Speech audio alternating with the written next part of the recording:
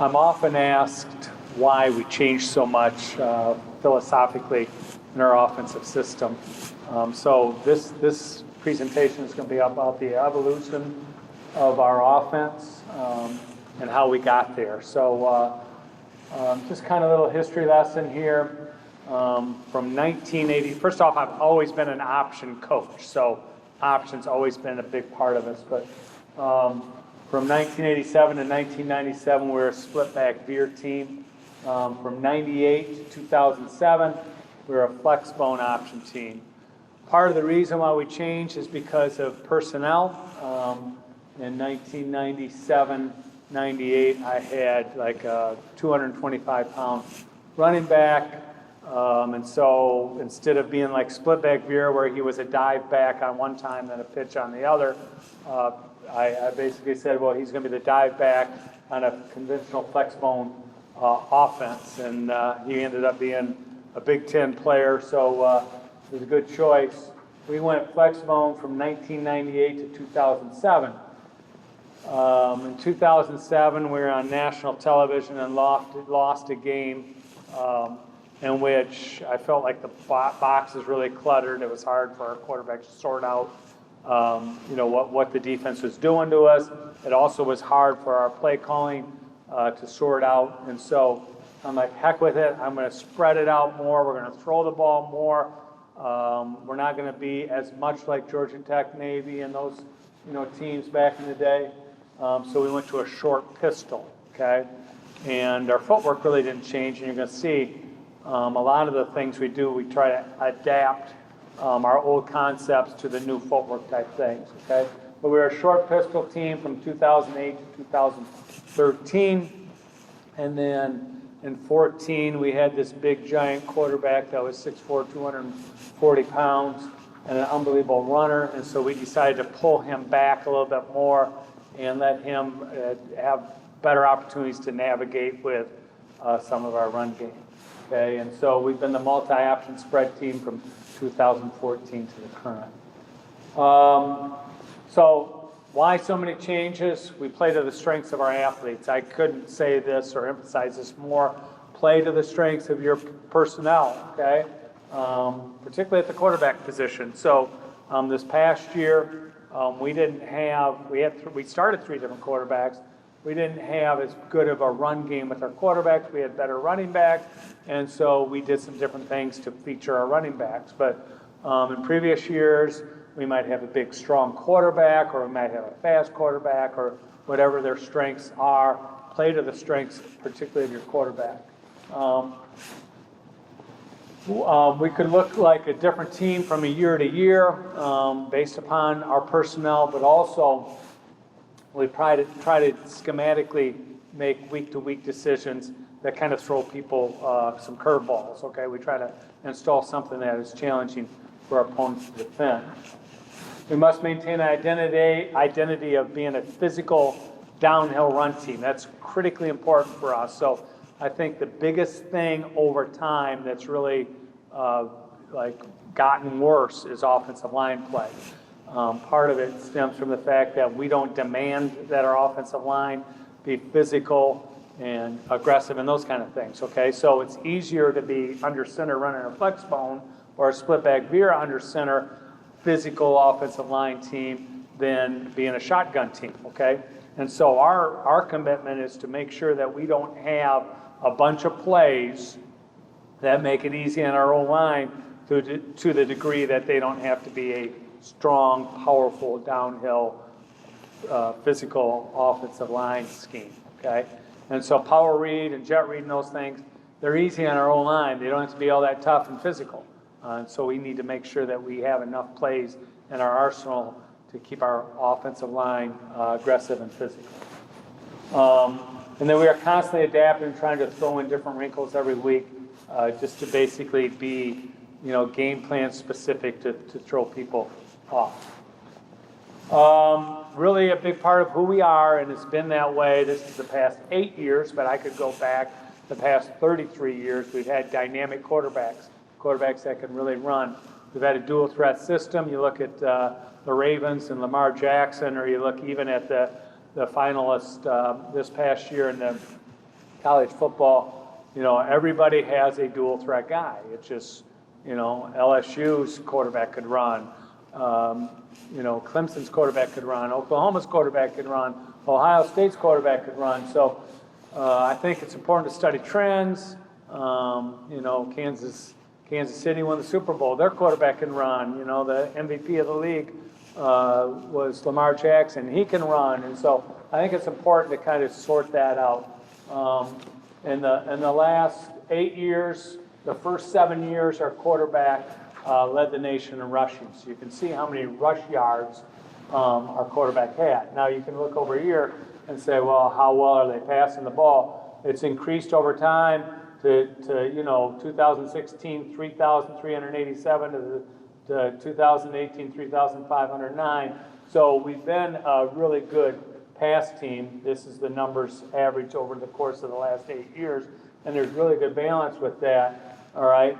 But as this number decreased in 2019 with 982 yards of rushing for our quarterback, our rushing yards for our running back increased. And so that's important to study, and I really think it's important. Every year we do a ball distribution chart to see where our ball is distributed, because you can't have one good receiver. You got to have threats all over the field, and we want to make sure that we have threats all over the field. So you can see, because our quarterback rush yards decreased to 982, all right, our running back rushing yards increased to 1,913.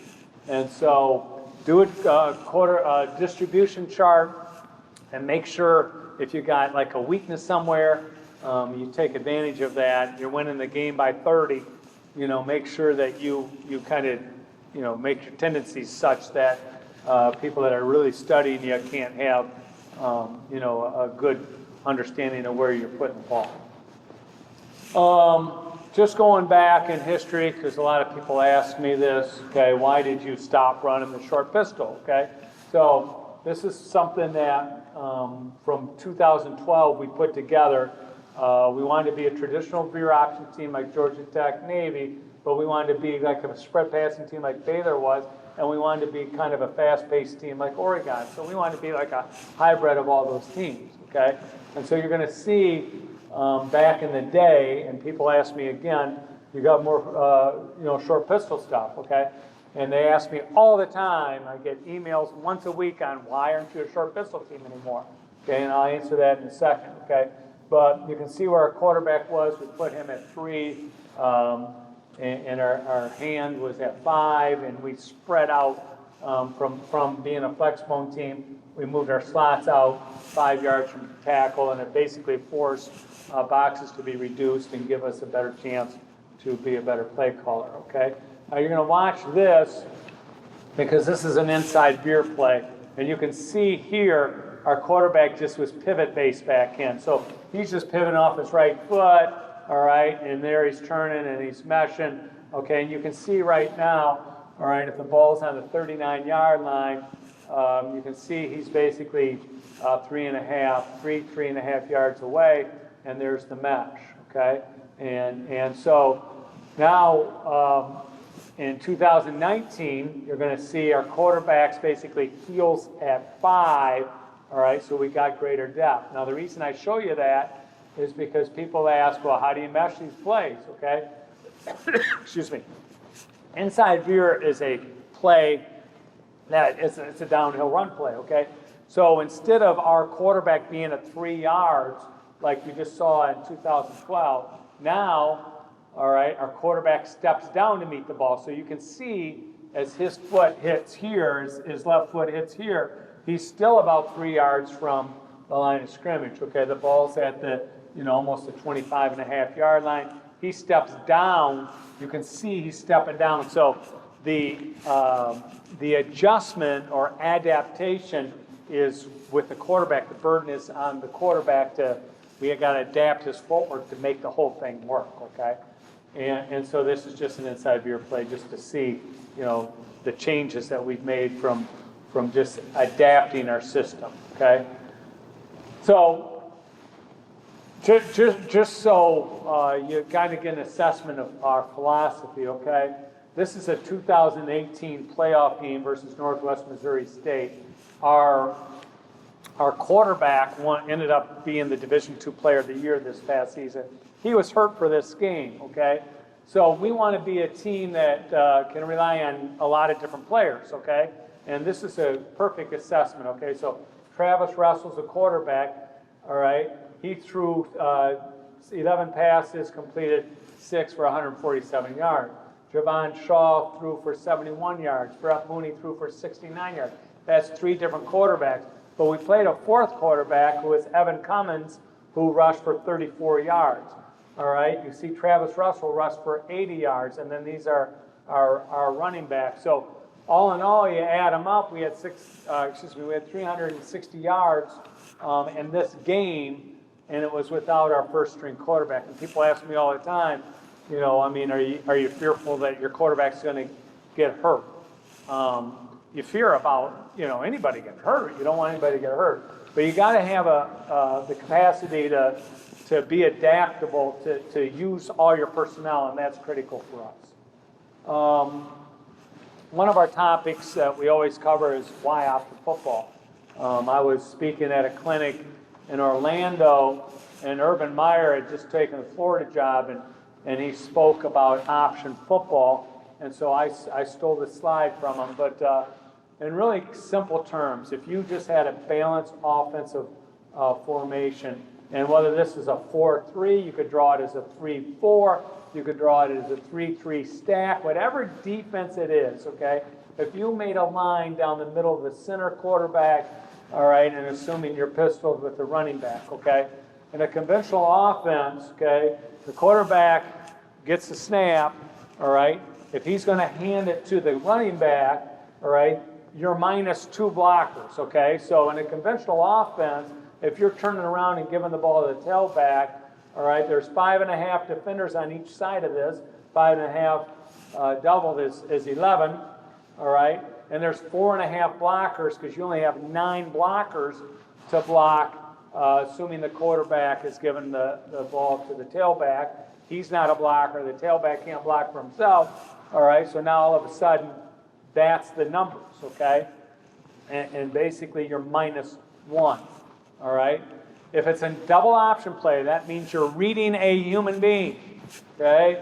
You're reading someone, then you draw that line, then it's 4.5 defenders versus 4.5 blockers because you're taking one defender out of the play, okay? And so just by the capacity to read, all right? And then if it's a triple option, it's 3.5 defenders on each side of this versus 4.5 blockers because you're taking out a read key, a handoff key, and a pitch key, okay? And so that's the justification for running option, okay? And I'm going to talk about meshing later, but I'll say it now. If you can't mesh, you can't run the option, okay? So if you're not a good teacher of the mesh or you're not emphasizing the mesh, don't run the option. And I'm talking about the option in multiple ways, all right? But if you can't mesh, you can't run the option. And the decision-making process of meshing is critically important. Okay, so this is my justification for option football, all right? I think you win with inferior talent. You control superior talent. I remember one year, my first state championship team at Muskegon High School, okay? We ran triple option flexbone back then, and our quarterback would turn and mesh, and he read a guy that ended up going to Miami of Florida, okay, a DN, okay? And so the DN would squeeze, he would pull the ball, the DN was wrong, okay? Or the DN would stay loose, we gave the ball, the DN was wrong, okay? So we didn't block him the whole day, we just read him, okay? So you can control superior talent by reading those superior players, okay? And we played against, you know, NFL players. I don't want to mention names, but we played against an NFL player a couple years ago. He's making millions of dollars. He's a great player. It helped us to neutralize him a little bit because we could read him. And that's, you know, part number 2. You don't block players by design. Obviously, you're reading them. We read a multiple defenders. So I characterize the RPO game as the option game, okay? run, pass, option. That's why our title is the multi-option system, because we run option in a million different ways, okay? So we read interior D linemen, we read D ends, we read second level players, and we read safeties now, so I should add that to the side. We read third level players, okay? Obviously, option football forces the defense to play assignment football. You kind of like stagnate them a little bit because they can't be so multiple that they run all over the place, because option football hurts teams that are too aggressive. I think it's really difficult to emulate option football in practice. So that scout team of your opponent, they got their work cut out for them. All right. It controls random blitzing. To me, it's a really simple blocking scheme. So our O-line basically is learning a couple schemes. And people say, well, how do you run like gap schemes and zone schemes and veer schemes and all that stuff and all those things? Well, we only do really a few different things, and we can have multiple plays, but we have the same blocking schemes for multiple plays, which is awesome. To me, I think it's fun to practice. It's fun to execute. And then we can use a bunch of formations as an illusion to make us look multiple and still run the same plays. And then it's really simple to check with me audibles. Okay? These are general offensive philosophies, but I think it's really important for us to have a plan to attack every defense. So I get emails all the time, Coach, how do you run this versus this, okay? And so to me, I think that's something you guys should do in the offseason. You should have a game plan for every defense, okay? So we see a lot of even fronts. When we see an odd front, we go back and say, well, this is our game plan versus a 3-4. And we have it all prepared already. And so in the offseason, develop your game plan for every defense. So you can't get caught up in saying, oh, we weren't ready for that defense at the time. Shame on you, okay? You need to be adaptable and flexible. Don't let down and distance be something that owns you, okay? I think that for the most part, being adaptable, being flexible, and not showing fear as a play caller or in your installations for that week, be able to just have the confidence to throw as much as you can throw without, putting so much in that it's messing your team up. I've always said this, I'll say it all the time, win on first down, okay? I heard Urban Meyer talk when he was Lou Holt's wide receiver coach. And he said, Coach Holtz came to me one time and said, hey, Coach, I want you to make all the 3rd and 15 or longer calls. And Urban Meyer said, what a plan for failure, right?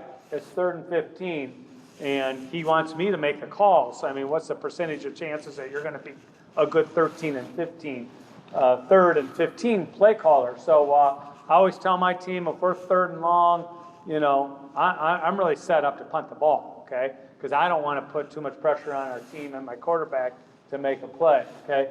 When on first down, if it's 1st and 10, and I talk about this all the time, make it 2nd and 3, and all of a sudden you're a great play caller, okay? Stay a step ahead of opponent's defensive game plan.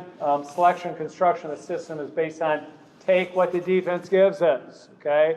So even as a college coach, there's times I'll repeat the same play. If they don't make an adjustment on defending a certain play, I'm not going to look at that script and say, I got to call a new play. I'm not calling a new play. I might call the same play, okay? I want to focus on what the defense gives us, and I want to focus on we are running the ball where they're not. Basically, if there's someone standing over there and we can't block them, well, maybe we should run the ball over here, okay? Develop a system that identifies and attacks the vulnerabilities of a given defense. Have contingencies in the arsenal to take advantage of all situations a defense presents. And one thing that I always say, always have the option to run the option, okay?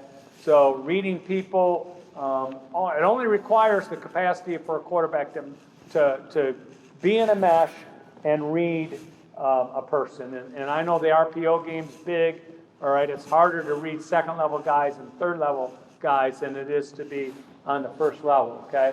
So be good at it. I see so many people try to run the option and they can't even mesh, and that's a problem. Okay? Build a system around players, not plays.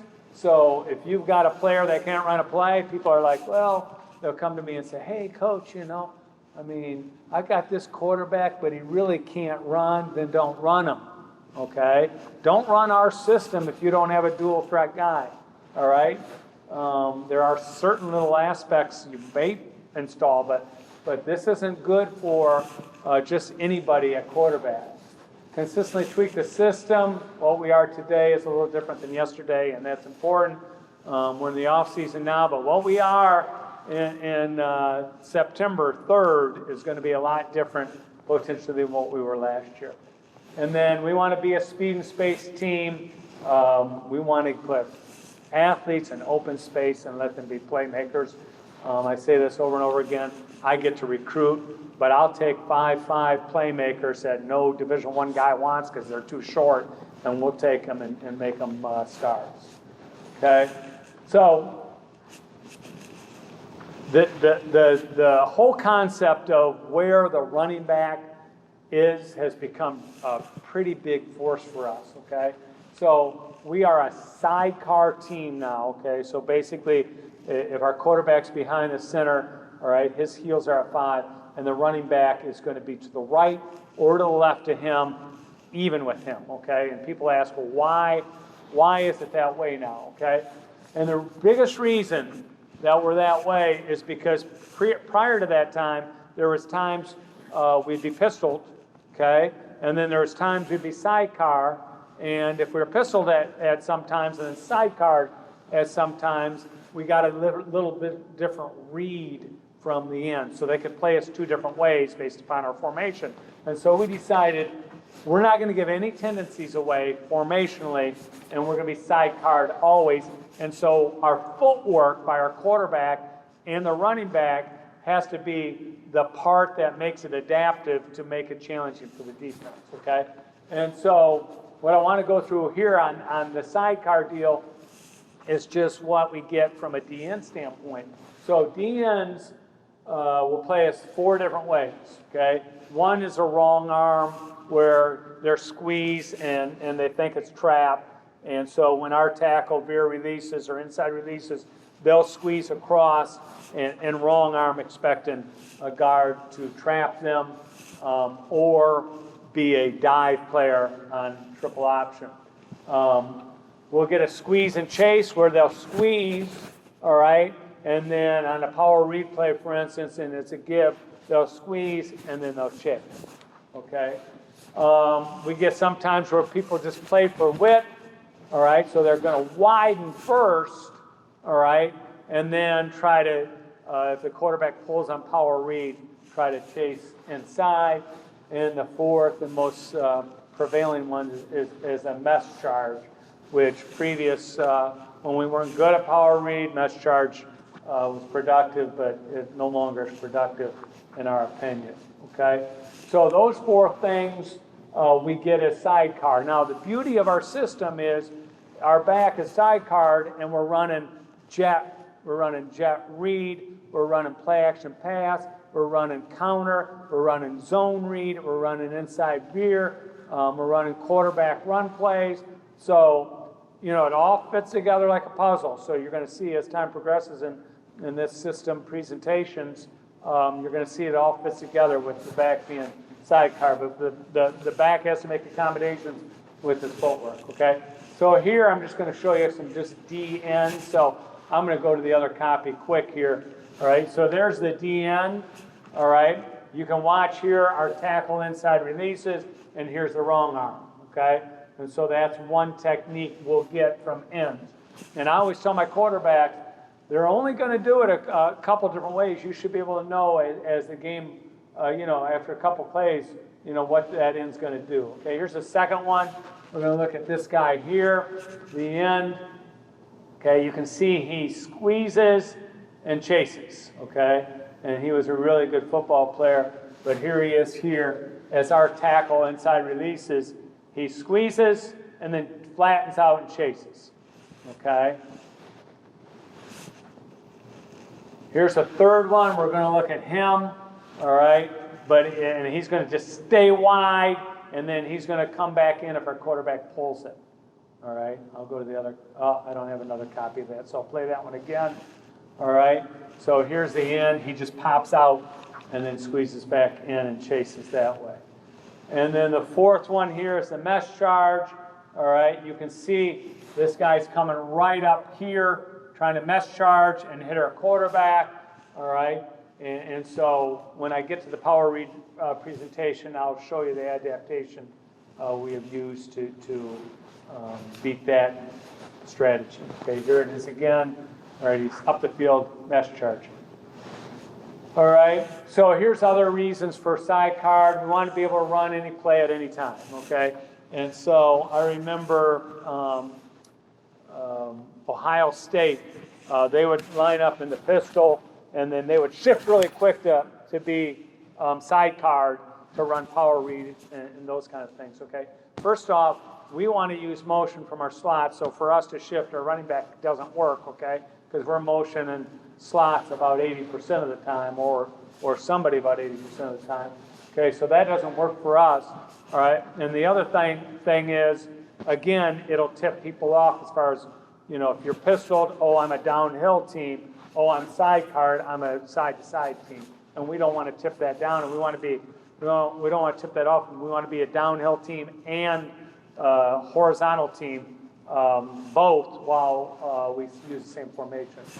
All right? We can create the same mesh point on downhill runs without sacrificing our ability to run perimeter schemes. Okay, and I'll go through this later as time progresses. But, you know, so we're a step-down team on inside veer. We're just a pivot team on zone read, and so that's kind of what that's talking about.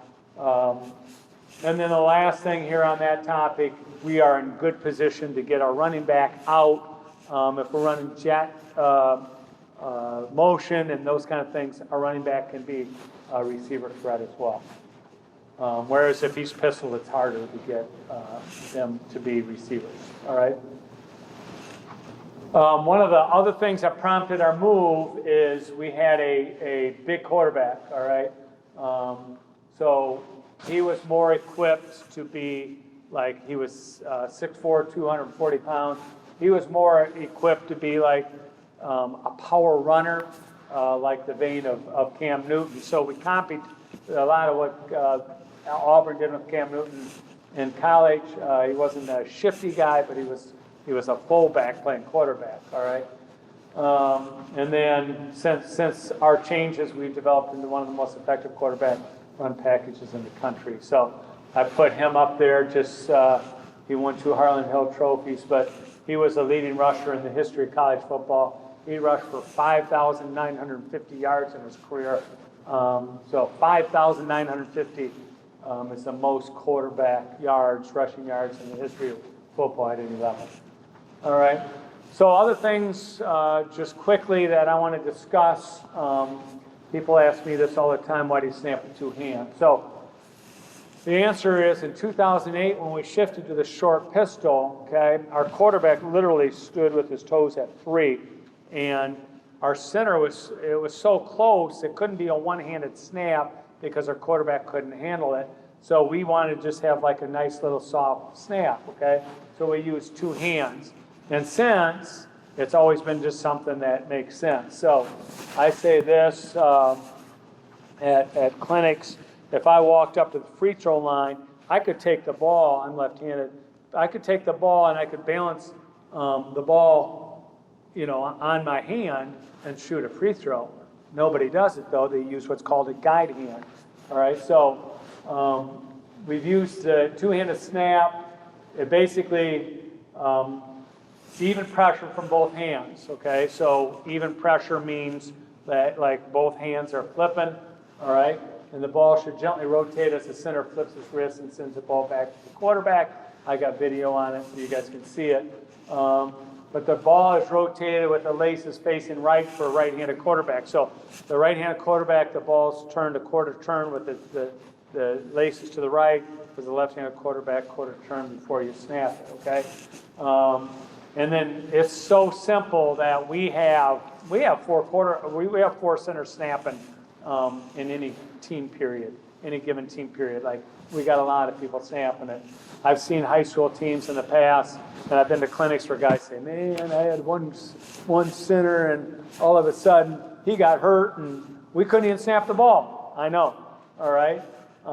There was a Super Bowl in which Peyton Manning, on the first play of the Super Bowl, got the ball snapped over his head too. So it happens. All right, so this is kind of how we hold it. You can see the fingers and how relaxed the fingers are. All right, and then it's just a wrist flip. So he's just kind of practicing the flip of the fingers and the wrist. See how it just flips like that? That's it. We flip it back like it's a pitch. Okay, and then you can see here as it comes. All right. That's how it goes, so it's really simple to do, and it's worked very well for us. Okay. The other thing I need to talk about, people ask me all the time, what do you feel in the mesh? Okay, and I don't know how to better describe it other than the fact it's just habit forming. Okay, and we mesh and mesh and mesh. So we mesh zone read, power read, jet read. I mean, veer. GT, all of those are mesh plays, okay? And so if you don't have a good sense of what the mesh feels like, you haven't done it enough, okay? Or you haven't emphasized the right fundamentals, okay? So first thing is, the longer you feel the ball in the mesh, the better off you are. So we try to emphasize on everything. Like if we're running power read and our back's here, we try to present the ball there, okay? If we're running zone read, we try to present the ball there, okay? And I know people have kind of talked about the no mesh, and I've seen people just stick the ball out, particularly Auburn, they just stick the ball out. The running back is responsible for the mesh, okay? But I want our quarterback to present the ball, okay? Stab it back, and then ride him forward, okay? And it's just a feel. And if you're dropping balls on meshes, that's a problem. You haven't done it enough, all right? So I want the mesh to be here, ball extended, okay? And we basically want to keep our front foot, both of our feet underneath our shoulders, all right? But as we mesh, we don't want this step to come outside of our shoulder, okay? So keep your feet underneath you, okay? And I know you potentially can't see that, but hopefully you get a good idea of what I'm talking about. Mesh all the way from as far as you can extend the ball back into the mesh to the front hip, okay? If you're pulling the ball after the front hip, you've got the chance to put the ball on the ground, okay? And then it's ride and decide, okay? So as you're meshing, your determination of what you're doing is riding and deciding. And the longer you can ride in that mesh, the better off you are, okay? One other topic people mention as I'm thinking about the mesh is what are you looking for on a handoff key, okay? What kind of tip-offs are there, okay? And I'm just going to say this and make it really clear, okay? Stop overanalyzing it, okay? You know, some guys are saying, oh, you know, if that far shoulder turns in, or, you know, if they shuffle down by 2 steps, or if they do this or if they do that. Now, in certain plays, as I get to, I'm going to say give always and less, all right? But on other plays, it's like ride and decide, and you got to be able to do that, okay? And so I don't want to make it too convoluted right now on what you're looking for on the read, but I will say this. If a guy, what I determine misreads, I always say, what did you see? Ask your quarterback what he saw. And if he says, Coach, you know, I thought it was a give read, and then all of a sudden he squeezed really late, but I didn't get a chance to pull it in time. All right, good work. And leave it at that. All right, ball carriers on the mesh.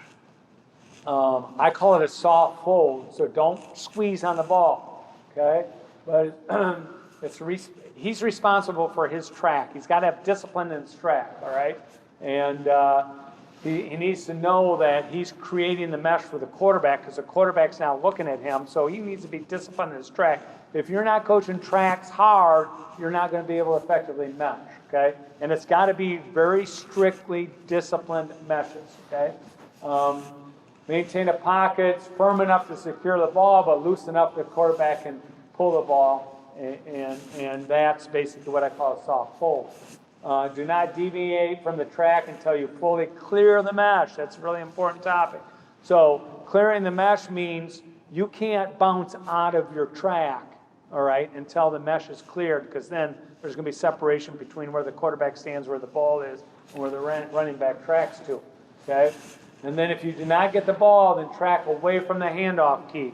So if you're running here, the handoff key's there, all right, don't run into the handoff key, straighten him out so that he can get the quarterback, all right, run away from the handoff key if you don't get him the ball, make him chase you. All right, so here's a couple just different meshes. You guys that don't know about Michigan weather, this is what's called snow, all right?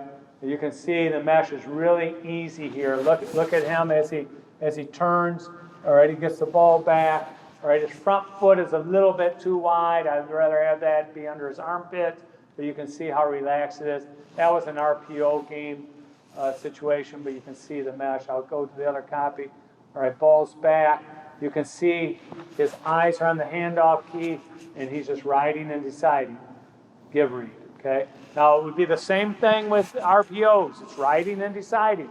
A lot of people are RPO-wise. I see really, I see guys in RPO games that really think they're experts in the RPO, and they're not meshing, okay? So they're pulling it and throwing it before you're even in the mesh, okay?